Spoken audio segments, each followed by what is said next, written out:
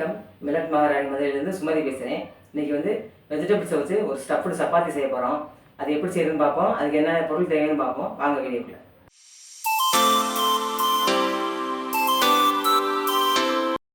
இந்த vegetable stuffed chapati செய்கிறதுக்கு கோதுமை மாவு எடுத்து வச்சுருக்கேன். அது வந்து தேவையான அளவு போட்டுக்கலாம். அதுக்கு மசாலாக்களுக்கு ஒரு வெங்காயம் பொடிசாக நறுக்கி வச்சுருக்கேன். அப்புறம் கொத்தமல்லி பொடிசாக நறுக்கி வச்சுருக்கேன். அதை கோட்டிங்காக 2 உருளைக்கிழங்கு, இந்த வெஜிடபிள்ஸ்லாம் வதக்கிட்டு 2 உருளைக்கிழங்கு அதில் போட்டு மசித்து கோட்டிங் பண்ணணும். அதுக்கு 2 உருளைக்கிழங்கு வேக வச்சு வச்சுருக்கேன். காய்கறிகள் வந்து பீன்ஸு, தேவையான அளவு பீன்ஸு, பொடிசாக நறுக்கின கேப்சிகம், அப்புறம் பொடிசாக நறுக்கின கேரட்டு, கொஞ்சம் பச்சை பட்டாணி, இந்த 4 வெஜிடபிள்ஸ் எடுத்து வச்சுருக்கேன்.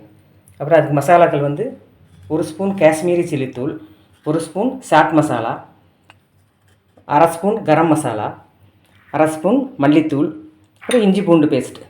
இதெல்லாம் இதுக்கு தேவையான மசாலாக்கள். ஃபஸ்ட்டு என்ன செய்யணும்னா மாவு ரெடி பண்ணிக்கிறோம். கோதுமை மாவு இந்த கப்பில் 2 கப் எடுக்கிறேன். கோதுமை மாவு 300 கிராம் கோதுமை மாவு. இது வந்து ஒரு 4 பேர் சாப்பிட்லாம் அந்த அளவுக்கு. இதுக்கு தேவையான உப்பு போட்டுக்கிறேன். அப்புறம் ஒரு 1 ஸ்பூன் அளவுக்கு எண்ணெய், நல்லெண்ணெய் அல்லது கடலெண்ணெய் ஊற்றிக்கோங்க.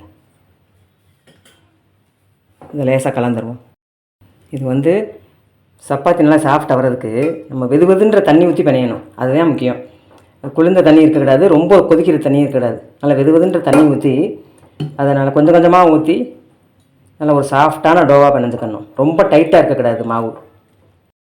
இந்த மாதிரி மாவு பக்குவம் இந்த மாதிரி பாருங்கள், ஸ்மூத்தாக இருக்கணும் மாவு. இப்படி பிணைஞ்சிட்டு அதில் ஒரு 1 ஸ்பூன் எண்ணெயை ஊற்றி தடவிட்டு மூடி வச்சுருவோம். இருக்கட்டும். இனி அதுக்கு ஸ்டஃப் பண்ணுற மசாலா ரெடி பண்ணிக்கிடுவோம். இந்த மசாலா பண்ணுறதுக்கு ஃபஸ்ட்டு கடாயை காய வச்சுக்கிறேன். கடாய் நல்லா காஞ்சிருச்சு. இந்த காயெல்லாம் வதக்கிறதுக்கு கொஞ்சம் தாராளமாக ஒரு 3-3.5 ஸ்பூன் எண்ணெய் ஊற்றிக்கிறேன். இப்போ எண்ணெய் காஞ்சிருச்சு. ஒரு மீடியம் சைஸ் வெங்காயம் பொடிசாக நறுக்கி வச்சுருக்கேன். ஃபஸ்ட்டு அதை போட்டுக்குருவோம். இது வந்து ரொம்ப ரோஸ்ட் ஆக வேணாம், ஒரு கண்ணாடி பதம் வர்ற அளவுக்கு வதக்கிடுவோம். இப்போ வெங்காயம் கண்ணாடி பதம் வந்துருச்சு. இந்த 1 ஸ்பூன் இஞ்சி பூண்டு பேஸ்ட்டை போட்டுக்கிறோம். பச்சை வாசனை போயிடுச்சு இஞ்சி பூண்டு. ஒரு 1/2 ஸ்பூன் மஞ்சள் தூள்,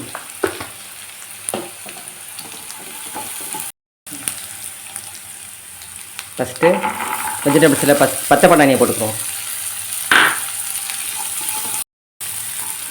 பச்சை பட்டாணி போட்டு நல்லா வதக்கியாச்சு. இது ஒரு கருவேப்பிலை பொடிச்சா நறுக்கி வச்சுருக்கேன், அதை போட்டுக்கிறேன். அடுத்து பொடிச்சா நறுக்கினேன், ஒரு கேரட் பொடிச்சா நறுக்கி வச்சுருக்கேன், அதை போட்டுக்கிறேன்.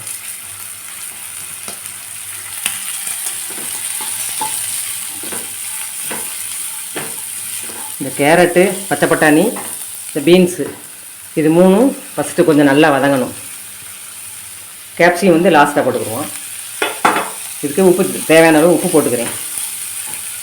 இந்த வெஜிடபிள்ஸ் தேவையான அளவு உப்பு.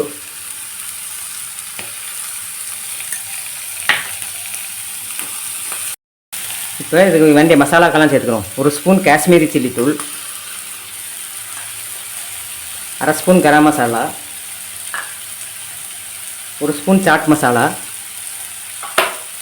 1/2 ஸ்பூன் மல்லித்தூள். அவ்வளோதான். இதெல்லாம் போட்டு நல்லா கலந்துட்டு லாஸ்ட்டாக இந்த கேப்சிகம் போட்டுக்கிடுவோம். இப்போ இந்த இதெல்லாம் கொஞ்சம் அரை வேக்காடு வெந்திருக்கும், அதோட இந்த கேப்சிகம் போட்டுக்கிடுவோம்.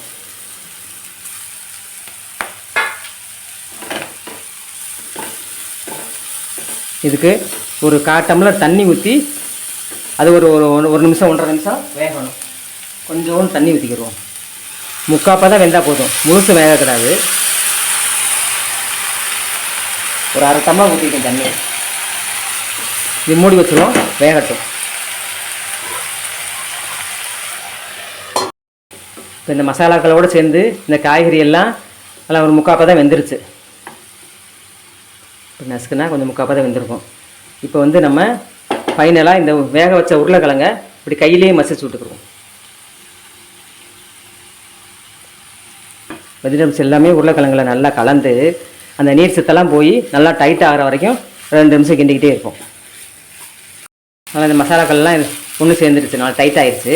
இப்போ ஃபைனலாக இந்த கொத்தமல்லி வேண்டிய அளவுக்கு ஒரு கைப்பிடி நிறையா போடுறேன். இதை போட்டு அடுப்பை ஆஃப் பண்ணிவிட்டு இதை கிண்டி நல்லா ஆற வச்சுக்கிடுவோம். ஆற வச்சுட்டு அப்புறம் நம்ம உருண்டை பிடிச்சிட்டா நம்ம ஸ்டஃபிங் பண்ண போகிறோம். இந்த மசாலா நல்லா ஆறிடுச்சு, மசிச்சு வச்சாச்சு, ஆறிடுச்சு. இதை வந்து சப்பாத்தியை விட கொஞ்சம் சின்ன சைஸாக இதை உருண்டை பிடிச்சி வச்சுக்கிடுவோம்.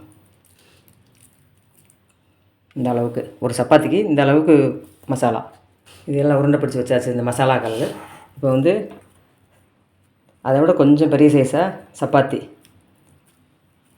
இதை உருண்டை பிடிச்சி வச்சுக்கிட்டு அப்புறமா தேய்ச்சிக்கிறோம்.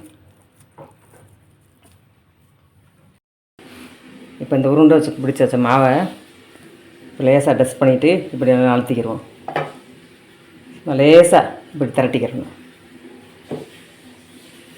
திரட்டிட்டு இந்த மசாலாவை நடுவில் வச்சுக்கிறோம்.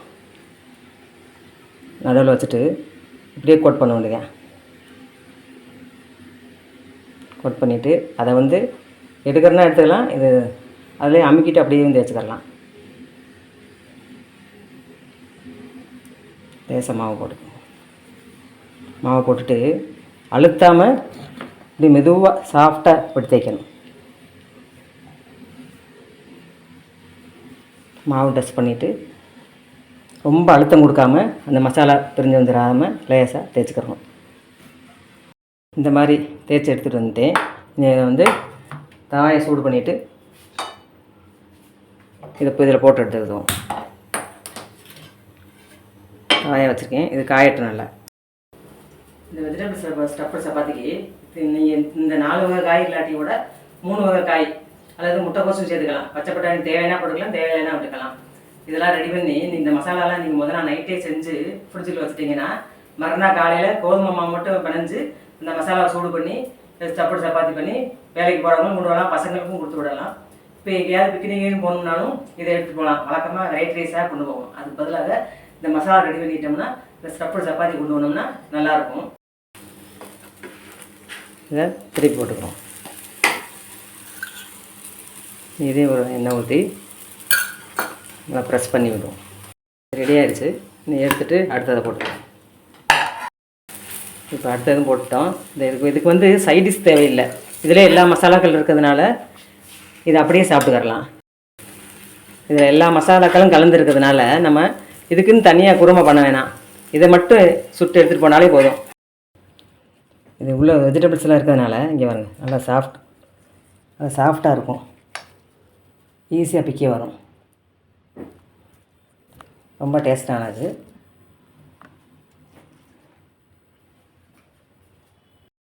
இந்த மாதிரி செஞ்சு பார்த்து நீங்களும் உங்கள் குழந்தைங்களுக்கு நீங்கள் எல்லாம் சாப்பிடுங்க. வெஜிடபிள் சாப்பிடாத பிள்ளைங்கள்லாம் இந்த மாதிரி செஞ்சு கொடுத்து வெஜிடபிள் சாப்பிட வைக்கலாம். இதில் எல்லா காய்கறியுமே நல்லா விட்டமின் உள்ள காய்கறி தான். அதனால் பசங்க சாப்பிட்டா ரொம்ப நல்லது. பெரியவங்க எல்லாருமே சாப்பிட்றது ரொம்ப நல்லது. அதாவது காய்கறி சாப்பிடாத பிள்ளைங்களாம் இந்த மாதிரி ஏதாவது ஒரு டெக்னிக் பண்ணி செஞ்சு கொடுத்து சாப்பிட வச்சிடணும். இந்த வீடியோ உங்களுக்கு பிடிச்சிருந்துச்சுன்னா லைக் பண்ணுங்கள், ஷேர் பண்ணுங்கள், சப்ஸ்கிரைப் பண்ணிக்கோங்க. அடுத்த இன்னொரு வீடியோவில் இன்னொரு ரெசிபியோட சந்திக்கிறேன். நன்றி, வணக்கம்.